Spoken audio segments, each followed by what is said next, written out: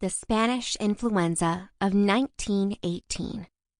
100 years later, the story and the factors that affected the deadliest pandemic. Written by Mike Parson. Read for you by Ashton Haugen. Chapter 1. Introduction. Before the Storm. The year 1918 marked many events, many surrounding the demobilization and end of the First World War. The armistice was signed, the combined forces of the entity entered Germany, and the war was brought to an end. The Great War marked one of the largest losses of life from any war. Over 1 million died in the Battle of Verdun alone. So many people flooded the fronts in mud and shell-filled trenches, and so many people didn't leave them alive. Over 20 million people, military and civilians combined, perished by the end of the Great War. What nobody saw coming was up to 40 million more deaths in the next 3 years from a single disease, the Spanish flu. Up to a third of the world's population, over 500 million people, fell ill because of the infection.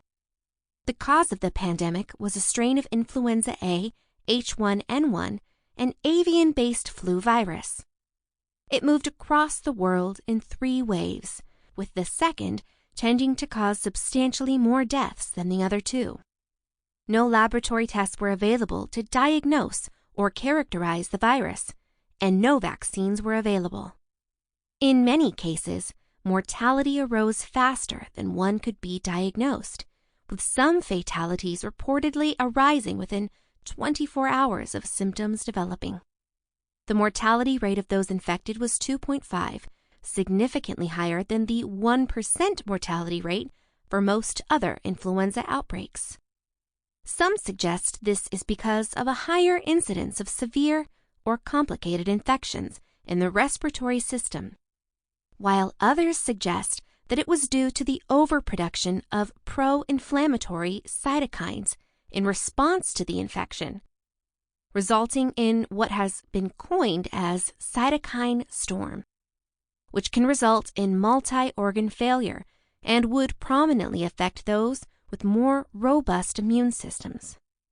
The 1918 pandemic resulted in higher rates of mortality in adults who would typically weather an influenza pandemic well, while those of more advanced age had lower mortality than expected, leading some to suspect that resistance from a previous outbreak may have been conferred and simultaneously supporting the idea of a cytokine storm effect. Emergence of the disease. The strain of influenza that caused the 1918 pandemic is thought to have originated from one of 3 places: England, the United States, or China. There is strong contention within the scientific community as to which is correct, with most pointing either to the Chinese origin or American origin. Those in favor of the American origin tend to believe that the outbreak started in rural Kansas. It was thought to have been spread between and amongst army training camps, and then carried out along with the troops to the fronts of World War I, where it spread throughout the multinational troops, and from there, across the globe. Reasons for this include the seemingly immediate spread of flu across the European continent after the American troops arrived, and early cases of what appeared to be a mild strain of the flu in the area before the pandemic. Those claiming China, however, assert so because of the mild nature of the epidemic, which will be explored later. The possibility that initial cases were misdiagnosed at the pneumonic plague and that the flu was spread along with the Chinese labor corps that were put into action and traveled the globe to support the war effort. The pandemic was named the Spanish flu due to the thought that it hit Spain the hardest. While the devastation that occurred in Spain is nothing short of a catastrophe, it was also a shared experience for many nations. However, of all the afflicted European powers, Spain was one of the few that was not actively taking part in hostilities, and Sample complete. Ready to continue?